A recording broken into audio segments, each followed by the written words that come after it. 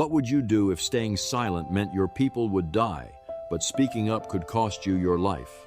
If the only person who could save them was you? This is the story of Esther, a woman who hid her identity to become queen and revealed it to save her people. King Ahasuerus ruled over 127 provinces. In the 3rd year of his reign, he gave a feast. On the 7th day, when the king's heart was merry with wine, he commanded Queen Vashti to appear wearing her royal crown. He wanted to show her beauty, but Queen Vashti refused. The king was enraged. He consulted his advisors. Let Vashti never again come before you. Give her position to another. Vashti was banished. The king's servants said, "Let young women be sought for the king." In Susa, there was a Jew named Mordecai. He had raised his cousin Hadassah, also called Esther. She was beautiful. When the king's order was proclaimed, Esther was taken into the palace. Mordecai commanded her not to reveal her people or her kindred. So Esther did not tell anyone she was Jewish. When Esther was brought to King Ahasuerus, he loved her more than all the women. He set the royal crown on her head and made her queen. Esther still had not made known her people, as Mordecai had commanded. Mordecai sat at the king's gate. A man named Haman was promoted above all officials. All servants bowed to Haman, but Mordecai did not bow. Haman was filled with fury. He sought to destroy all the Jews. Haman went to the king. "There is a certain people in your provinces. Their laws are different. Let them be destroyed."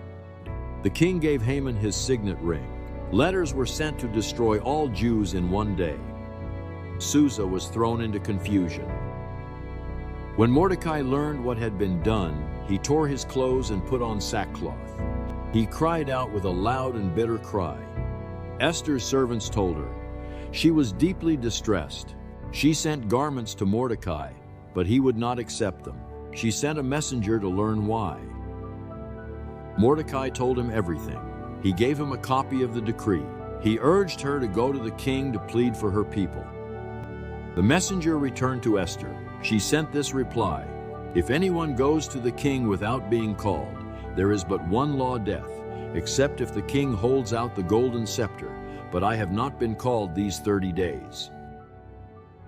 Mordecai sent back, "Do not think you will escape simply because you are in the king's palace. If you keep silent at this time, relief will rise for the Jews from another place, but you and your father's house will perish. And who knows whether you have not come to the kingdom for such a time as this? For such a time as this, not for comfort, not for safety, not for crowns and banquets, but for this moment, this choice, this people." Esther stood at a crossroads. For years, hiding had kept her safe. No one knew she was Jewish. No one knew where she had come from. She could stay silent, keep her identity hidden, perhaps survive while her people perished. Or she could speak, reveal herself, walk uninvited into the king's presence and risk death. The law was clear. The risk was real.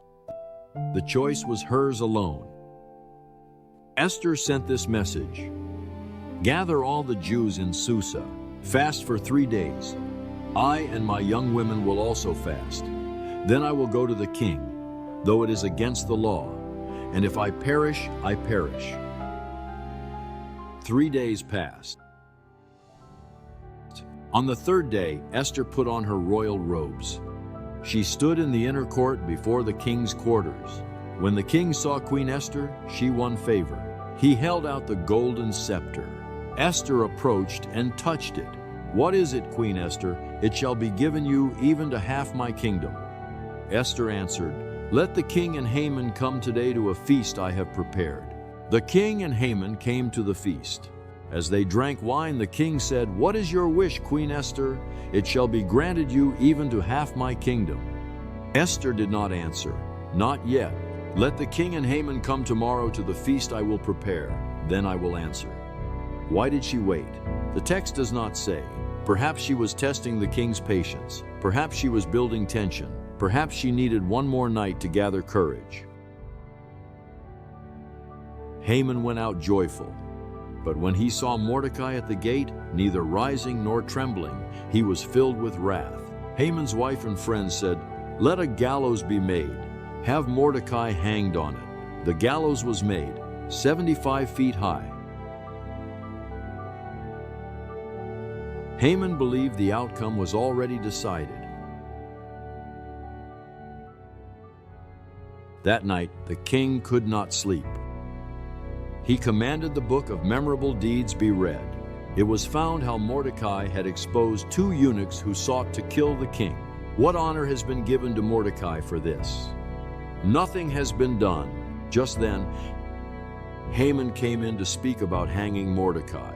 The king said, "What should be done for the man the king delights to honor?" Haman thought, "Whom would the king honor more than me?" He answered, "Let royal robes be brought and the horse the king has ridden. Let a noble official lead him through the city, proclaiming, 'Thus shall it be done to the man the king delights to honor.'" The king said, "Hurry, do this for Mordecai the Jew, leave out nothing." So Haman led Mordecai through the city, proclaiming before him. Then Haman hurried home, mourning. That evening the king and Haman went to feast with Esther. As they drank wine, the king said, "What is your wish, Queen Esther?" Esther answered, "Let my life be granted me, and my people, for we have been sold to be destroyed." King Ahasuerus said, "Who is he who has dared to do this?" Esther said, "This wicked Haman." Haman was terrified. The king arose in wrath and went into the garden. Haman stayed to beg for his life from Esther. When the king returned, Haman had fallen on the couch where Esther was. The king said, "Will he even assault the queen in my presence?" A servant said, "The gallows Haman prepared for Mordecai stands at Haman's house." The king said, "Hang him on that." So they hanged Haman on the gallows he had prepared for Mordecai. That day, King Ahasuerus gave Esther the house of Haman. Mordecai came before the king, for Esther had told what he was to her. The king gave Mordecai his signet ring. Then Esther spoke again. She fell at the king's feet and pleaded with him to avert Haman's plan. The king held out the scepter. She rose. "Let an order be written to revoke the letters Haman wrote to destroy the Jews." The king said, "Write as you please regarding the Jews, and seal it with the king's ring." An order was written, granting the Jews permission to defend themselves against any attack. Couriers rode out. The decree was issued. Mordecai went out in royal robes of blue and white, with a great golden crown. The city of Susa shouted and rejoiced. For the Jews there was light and gladness. Esther's story does not end with a triumphant declaration or a divine voice from heaven. It ends with a choice made, a risk taken, a people saved. Esther's courage was not fearless. She knew the law. She knew the penalty for approaching the king uninvited. She knew what had happened to Vashti.